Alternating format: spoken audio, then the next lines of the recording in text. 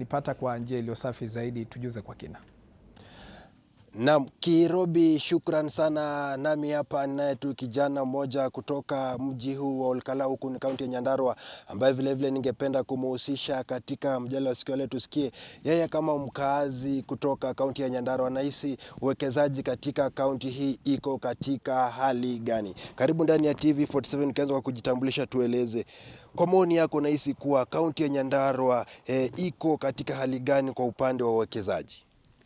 Naam, shukrani sana. Kwa jina naitwa Steven Kuria, na kwa uwekezaji wetu hapa kaunti ya Nyandarua umeendelea zaidi, lakini si pahali ambapo tungependa kuwa, lakini kuna changamoto kidogo hapa na pale ambazo zikizingatiwa tutakuwa na uwekezaji wa kunufaa na wa kusaidia zaidi sana.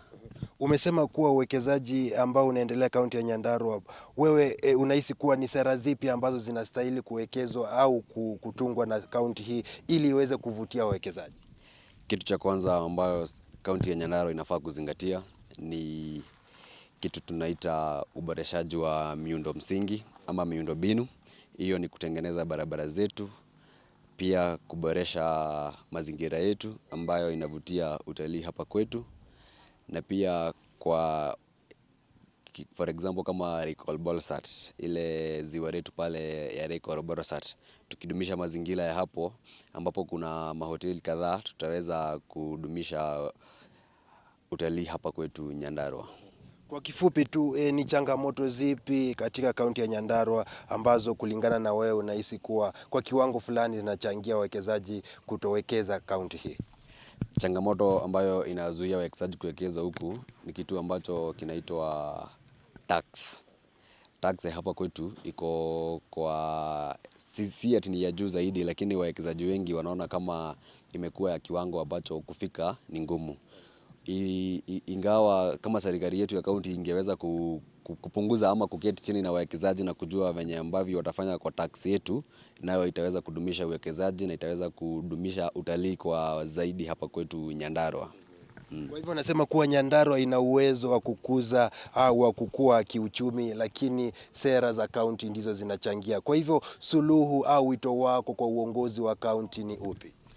Wito wangu kwa uongozi wa kaunti, jambo la kwanza ni hivi: wakiweza kuketi chini na wawekezaji wajue ambavyo watapanga miundo ya hapa kwetu, wapunguze tax. Kitu cha pili ambacho ningependa kuambia kaunti yetu ni waweze kuboresha kitu tunaita marketing.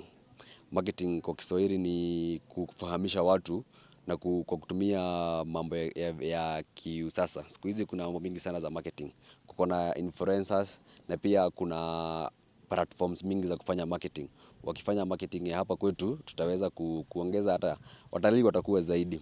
Na hapo kwa tax, hiyo ndio kitu yenye ambayo ni changamoto zaidi sana hapa kwetu. So serikali yetu ya county ikiweza kujua ambavyo watafanya na wawekezaji kuhusu tax, tutakuwa tumeenda mbele tena zaidi. Asante. Naam, Kirobi, kama vile ambao umesikia, hayo tu ni maoni ya kijana mmoja kutoka mji wa Olkalau akitoa hisia zake kuhusiana na uwekezaji katika kaunti hii. Kutoka kwangu mie Laban Muhinda nikiwa hapa mjini Olkalau, huku ni kaunti ya Nyandarua. Sina la kuongezea la kuregesha usukani kwako Kirobi. Asante sana Laban Muhinda ukiwa maeneo ya Nyandarua kwa kuweza kuzungumza na wakazi wa maeneo hayo. Hebu tusikilize wakazi wa maeneo